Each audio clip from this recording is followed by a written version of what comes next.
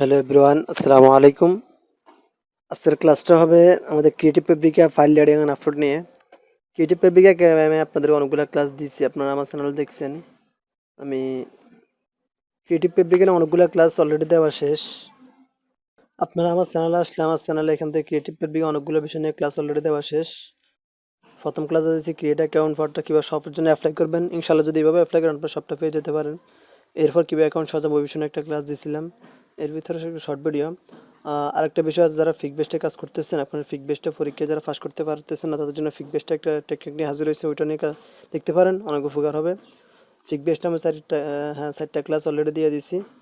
আজকে আমাদের পঞ্চম ক্লাস। আজকের ক্লাসটা আপনাদেরকে যারা ফিক বেস্টে সব ওপেন করছেন, ওপেন করার পরে যারা সবটা পেয়েছেন তারা আলহামদুলিল্লাহ, তাদের এরকম একটা উইন্ডো ওপেন হবে ফিক বেস্টে আসার পর ক্রিয়েটিভ ফেব্রিকায়। এখান থেকে আপনারা মাই স্টোরে ক্লিক দেন, এখান থেকে আপনারা মাই স্টোরে যাবেন। এখানে যেতে পারেন, কিংবা ড্যাশবোর্ডে যে কোনো এখানে সমস্যা নেই, আপনি মাই স্টোরে যান কিংবা ড্যাশবোর্ডে, সেটা আপনার ব্যাপার। আমি ড্যাশবোর্ডে যাইতেছি।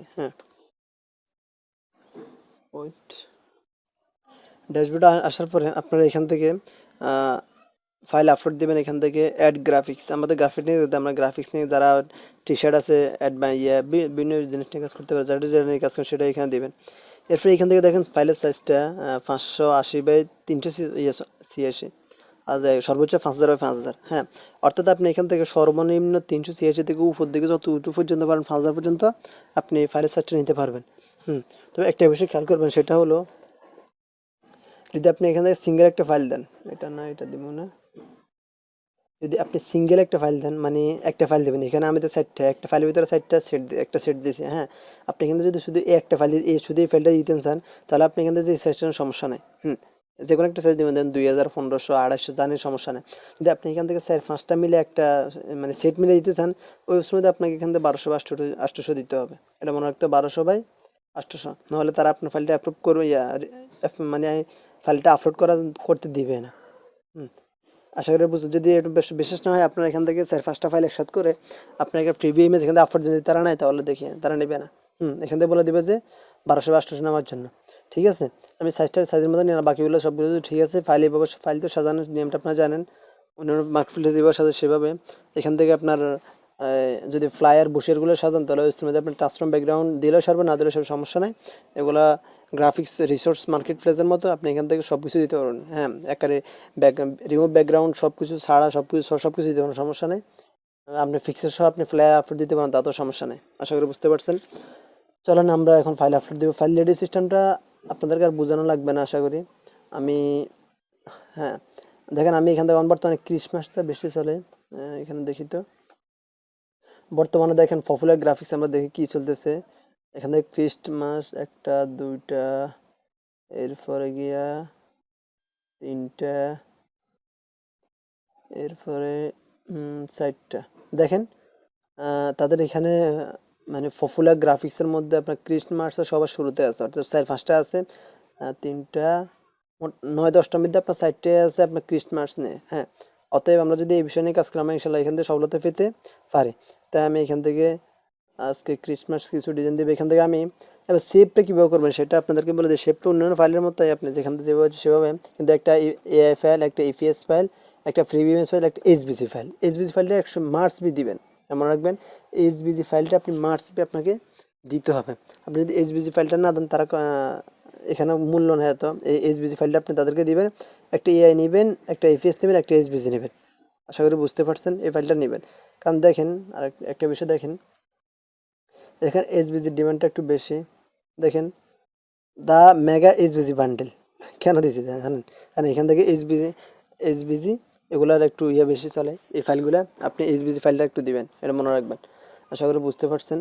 চলেন আমি এখান থেকে এই ফাইলটা সেভ করলাম। ধরেন এখান থেকে আমি কয়টা সেভ করলাম, একটা AI file, EPS file, free BMS, মোট 4টা সেভ করলাম। করে আপনি ফ্রি বিএমএস আপনি 10-15টা দিতে পারেন, সমস্যা না। আমি সর্বনিম্ন একটা দিতে পারেন, সমস্যা নেই। এগুলোকে আমি প্রেজেন্টেশন করে নেই, করবো কি মানে এটা আপনি আপলোড দিয়ে দেখাই দিচ্ছি। আমি প্রেজেন্টেশন করবো কিছুক্ষণ পরে।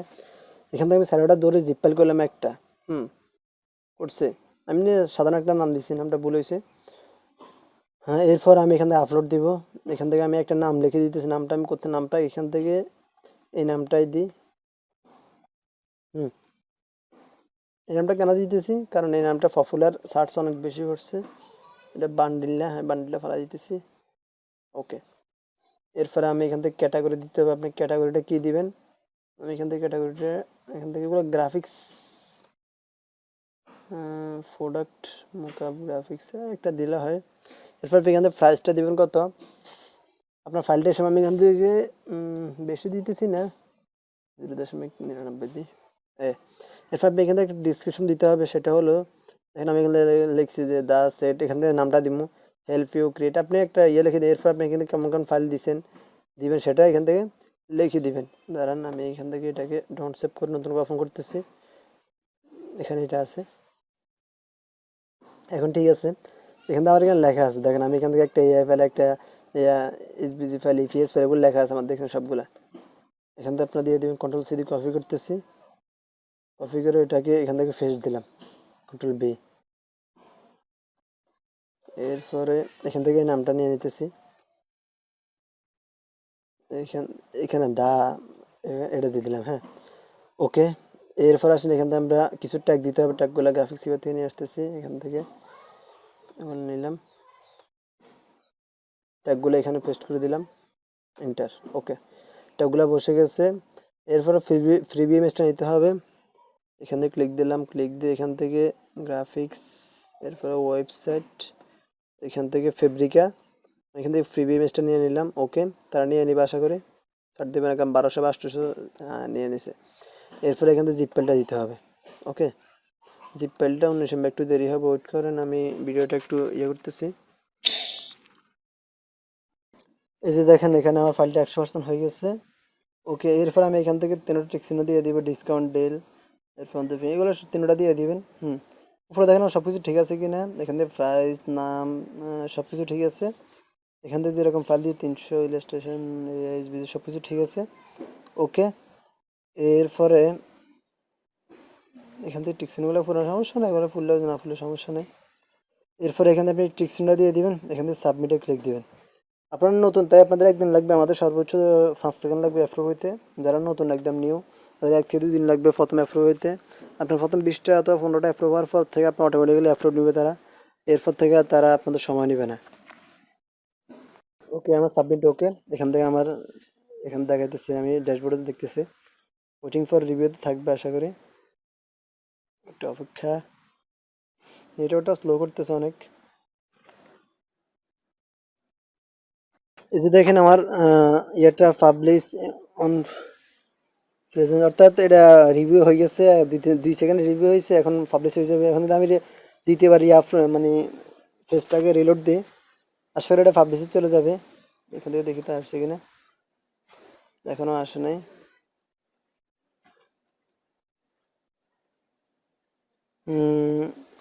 চলে গেছে, পাবলিশে চলে আসছে। দেখেন আমার কেশমা যে নামটা দিছি, ওখান থেকে আমার 0.95 নতুন 22 তারিখে এখন আপলোড দিয়ে চলে আসছে। দেখছেন আমার অ্যাপ্রুভ হয়ে গেছে ফাইলটা, অটোমেটিক আমার জিমেলে একটা মেসেজ চলে আসছে, সেটা দেখেন। আপনাদের অ্যাপ্রুভ হয়েছে না হচ্ছে, আপনাদের ইমেলে একটা মেসেজ তারা দিয়ে দিবে সাথে সাথে। আপনারা এবার সহজে ফাইলগুলো অ্যাপ্রুভ করে দেবেন। আর ক্রিয়েটিভ ফ্যাব্রিক একদম সহজ ফাইল অ্যাপ্রুভ করে, সহজে সিম্পল ফাইলগুলো অ্যাপ্রুভ করে না, আপনি সহজে যে কোনো ফাইল এখান থেকে অ্যাপ্রুভ করে দিতে পারবেন। তবে উল্টাপাল্টা ফাইল দিলে আপনার সেল আসবে না, হাই লেভেলের ফাইল দিতে হলে মোটামুটি ভালো সেল আসে এখান থেকে ট্রেন্ডিং বিষয় নিয়ে কাজ করলে অনেক ভালো হয়। এখন creative Fabrica, your submission product is live, দেখেন আমাকে তারা অলরেডি এসএমএস করে দিছে। ওকে, এখান থেকে যদি আপনি ভালো ভালো কাজ করেন, এখান থেকে আপনি যদি কোনো ফাইল সেল নাও আসে, হ্যাঁ, এরপর আপনি এখান থেকে আর্নিংটা আসতে থাকবে অটোমেটিক্যালি, কারণ এখানে তারা একটু কমিশন দেয়, বিভিন্ন ফাইল সিস্টেম একটু কমিশন দেয়।